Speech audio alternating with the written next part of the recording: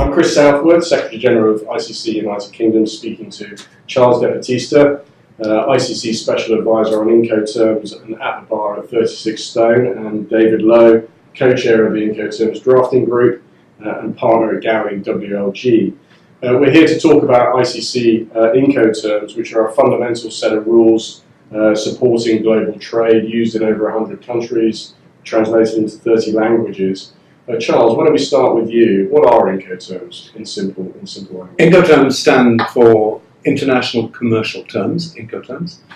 They've been around since the 1930s. They've been through several different versions, as it were. This is, I think, the 7th or the 8th version. They're currently revised every 10 years, and they're basically a voluntary code of rules or terms which international traders around the world can at any stage incorporate into their sales contracts. And what they do is set out where the seller's responsibilities are and where the buyer's responsibilities are. Who has the responsibility to clear export? Who has the responsibility to pay for carriage? Who bears the risk if things go wrong? So, David, who are they for? Who's the core audience? The most important audience are the people who sell and buy goods, because the Incoterms set out the relationship between them about who is responsible for doing what and what costs. But it's not just them. Everyone who helps them along that whole supply chain are also an important part of this. So that's the freight forwarders and logistics providers, the port authorities, the customs brokers, the trade finance providers, the insurers, all also need a good understanding of Incoterms to help the seller or buyer make a successful trade.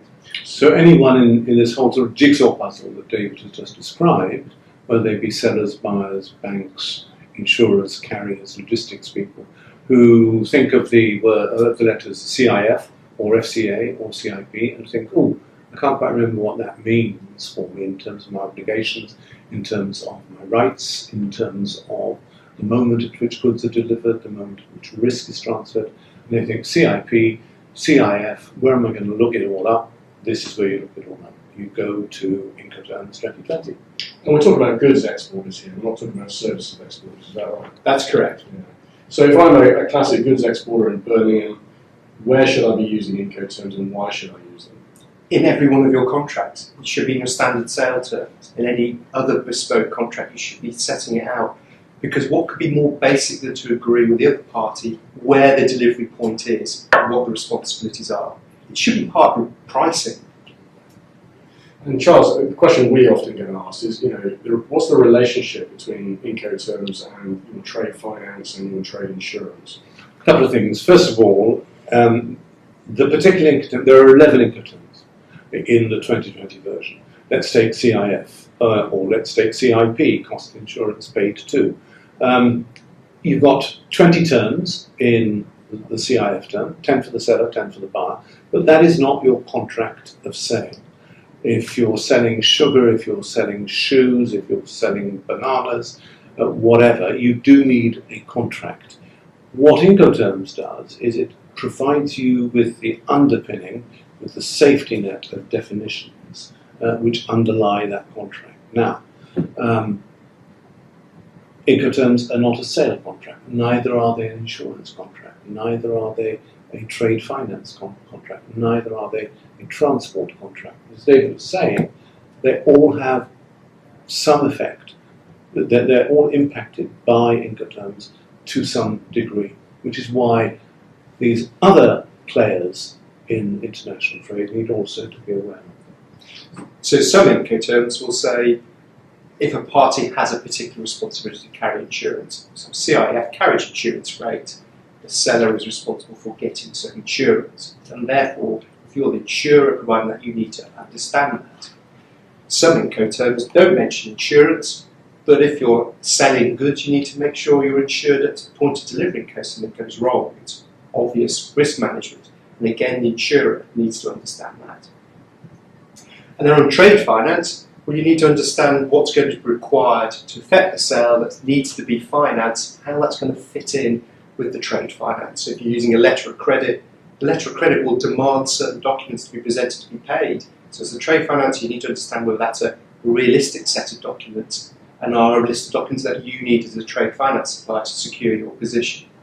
So is a bank or an insurer likely to ask you to make sure that you have Incoterms in your contract? Is that part of the Yes. arrangement?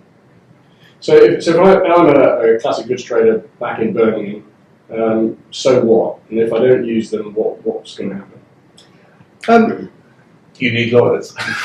What's going to happen is that if you use the wrong Incoterm, if your insurance arrangements don't tally with what you're meant to be doing under your sale contract, if your letter of credit doesn't match the documents that you are entitled to under your chosen Incoterm, if there are gaps between the contracts or misunderstandings on various terms, then the likelihood is that if there is a motive for a dispute, if the market moves against you, if your buyer loses interest in your goods, then there's likely to be a dispute. And then, of course, everyone reaches for their lawyers, starts paying costs. Whereas all of this, shooting myself in the foot here, all of this could be avoided by some care and attention right at the start, by training yourself in Incoterms. If you don't use an Incoterm, that's not a problem in itself. You don't have to use an Incoterm.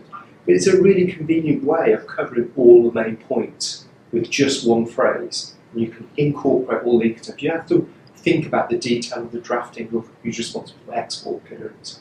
And so it's just convenient. But if you don't use an Incoterm, you're going to have to detail each and every one of those points in your contracts. And most people just don't have the time or inclination to do that. And this is why the ICC revises them every 10 years, to reflect changes in trade practice, to try and respond to problems which have been brought to the attention of national committees and of ICC HQ in the intervening 10 years. The process is the process of change and revision is very, very user-friendly. You may think that it's an exercise indulged in only by lawyers, but we were only 2 of 4 lawyers in a group of 11 draftsmen.